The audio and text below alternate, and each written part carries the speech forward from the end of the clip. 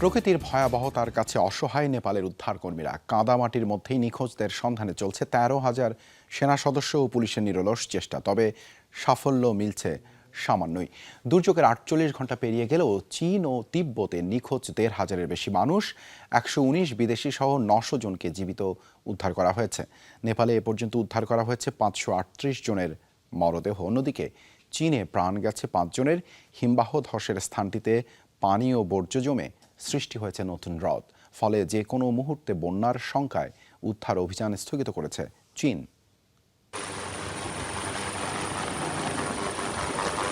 কাদামাটির মধ্যে দাঁড়িয়ে থাকাই যেখানে কষ্টকর, সেখানে হতভাগ্যদের খোঁজে উদ্ধারকর্মীদের এই প্রাণপণ চেষ্টা। নেপালে নিখোঁজ মানুষদের খোঁজে গত ৪৮ ঘন্টা ধরে দিনরাত কাজ করে যাচ্ছে সেনা ও পুলিশের ১৩,০০০-এর বেশি সদস্য। সময়ের সাথে ক্ষীণ হয়ে এসেছে নিখোঁজদের বেঁচে থাকার সম্ভাবনা। তবে এরপরও হাল ছাড়তে নারাজ উদ্ধারকর্মীরা। হেলিকপ্টার দিয়েই চলছে জীবিতদের খোঁজ। পাশাপাশি জনবিচ্ছিন্ন দুর্গম এলাকাগুলোতে পৌঁছে দেওয়া হচ্ছে জরুরি ত্রাণ সামগ্রী। এছাড়া স্বজনদের কাছে অন্তত নিহতদের মরদেহ পৌঁছে দিতে চান তারা। অনেক স্থানে কাদামাটি আর ধ্বংসস্তূপ সরাতে ব্যবহার করা হচ্ছে ভারী যন্ত্রপাতি। ধ্বংসস্তূপের নিচে মৃতদেহ থাকতে পারে। বন্যার পানির তোড়ে ভেসে আসা অনেক মৃতদেহই চাপা পড়েছে বলে ধারণা করছি আমরা সেসব উদ্ধারের চেষ্টা চালিয়ে যাচ্ছি। এইসব ধ্বংসস্তূপের নিচে কি আছে আমরা জানি না। আমাদের শেষ পর্যন্ত অপেক্ষা করতে হবে। অনেক মানুষ নিখোঁজ, তাদের অনেকেই হয়তো কাদামাটির নিচে চাপা পড়ে থাকতে পারে। তবে এখনই স্পষ্ট করে কিছু বলা যাচ্ছে না। এদিকে উদ্ধার অভিযানে যোগ দিয়েছে বিভিন্ন দেশের উদ্ধারকারী দল।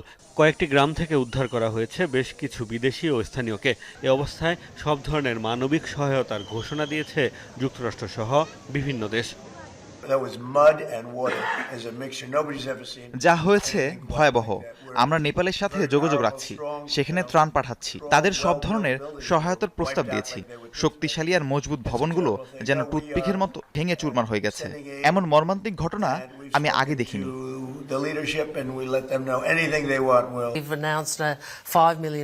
মানবিক সহায়তার অংশ হিসেবে আমরা $50 লাখ সহায়তা ঘোষণা করছি।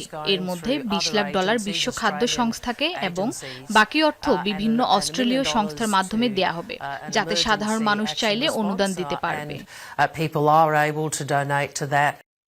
চলমান সংকটের মধ্যেই নতুন করে শঙ্কা জাগাচ্ছে সম্ভাব্য দ্বিতীয় পাহাড়ি ঢল। হিমালয় রেঞ্জে হিমবাহ ধসের স্থানটিতে পানি ও বর্জ্য জমে সৃষ্টি হয়েছে হ্রদ, যেখানে 25 লাখ ঘনমিটার পানি জমা হয়েছে। হ্রদটি বন্যা সৃষ্টির উচ্চ ঝুঁকিতে রয়েছে বলে এরই মধ্যে সতর্ক করেছে চীন।